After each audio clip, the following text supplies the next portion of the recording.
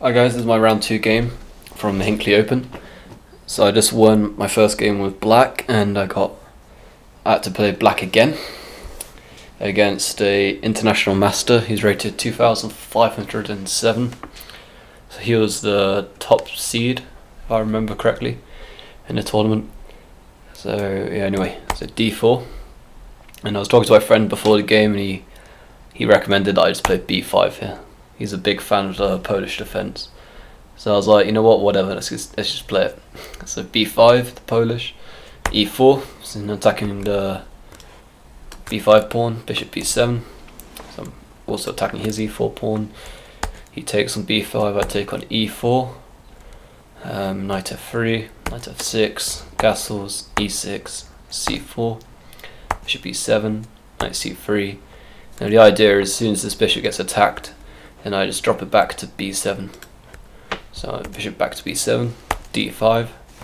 So he's cutting off the bishop from the king's side, and now I just castled here. So after I castle, he then play bishop a4.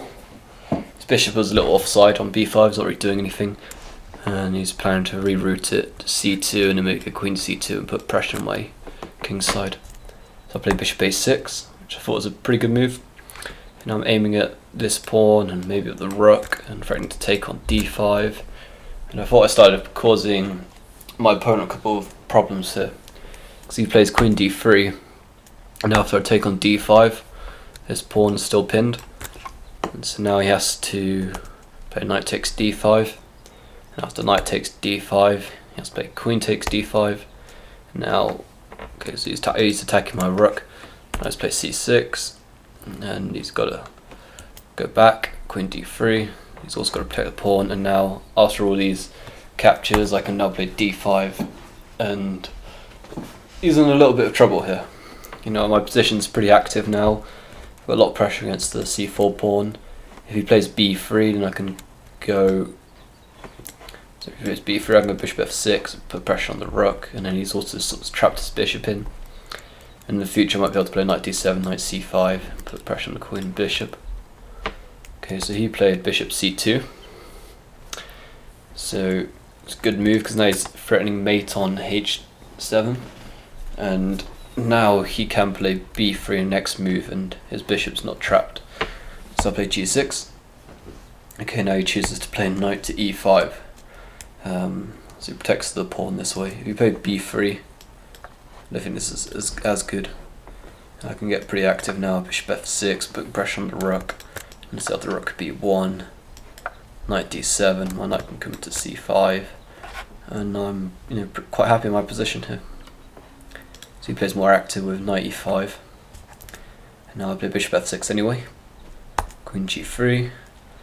Okay, and so now he just sacrifices the pawn, which takes, queen takes, and okay, so I can take the pawn now, but if I do this, then bishop h6 is looking very dangerous for me. He's putting pressure on. He's obviously attacking the rook, and he's also threatening mate. If I try to play f6, he's got a check, and he's gonna take on f8, and it's just.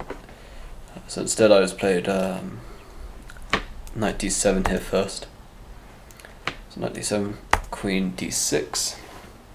Now I can take on c4, because say he goes bishop h6, I can just take on here and just swap everything off, or I can just play rook e8, and then rook e6. Either is pretty good. So after bishop takes c4, he played rook e1. Now I play rook e8. I want to try to swap off as much pieces as possible now that I'm a pawn up as well. So rook takes, queen takes, bishop d2. So white doesn't want to fall for a back rank mate here. Bishop d2, queen e6. So trying to swap the queens off. Queen to c7, knight to c5. So now I have ideas of playing rook c8 or just queen back to d7. Some knights are pretty active here. I can play knight into e4. So you play bishop c3, which is a good move. Has a lot of good power on this diagonal. This is where I'm the most weak. And if he can get his queen, say, to this square, and I'm in big trouble. So I played rook e8. Also, need to mention, he was threatening to play rook e8 here as well. Rook e1. So I played rook e8, which stops him from playing that. And also I'm trying to play queen d7 or rook e7 to get rid of the queen. So he plays queen a5. If he had taken on a7, I was going to play d4. And now bishop takes d4 would be a big mistake, because queen check, rook takes is checkmate. So after d4 he'd have to play something like bishop b4 and then just d3, and then I have the advantage here. So he didn't go for that. He played queen a5, now queen e7. Maybe queen d6 is a better move here. And then queen takes a7 and then something like f6. I don't know, this might be a better way to continue. But anyway, I played queen e7, rook e1, knight back to e6. So there's a point playing queen e7. Now I can put my knight there instead when he brings his rook to e1, b3, and now I sort of blundered. I was getting low on time, and I played bishop b5, and now after a4 my bishop's trapped. So instead I should have just played d4, and after bishop takes d4, so I can't take back with the knight because there's a pin on the queen. So I'd have to play queen d8, which is a really good move. Not only does it get me out of this pin, so now I'm threatening to take on d4, but attacking the queen. The queens would then get swapped off. Rook takes d8. So now if he takes my bishop, I can take his bishop. So after bishop takes a7, rook a8, takes, and I should be able to hold this position. I'm only a pawn down, and especially when he's got two very weak isolated pawns here. You probably have to continue to say bishop b3, and then I might bring my king up this way somewhere, or just put pressure with knight c5 and rook a3.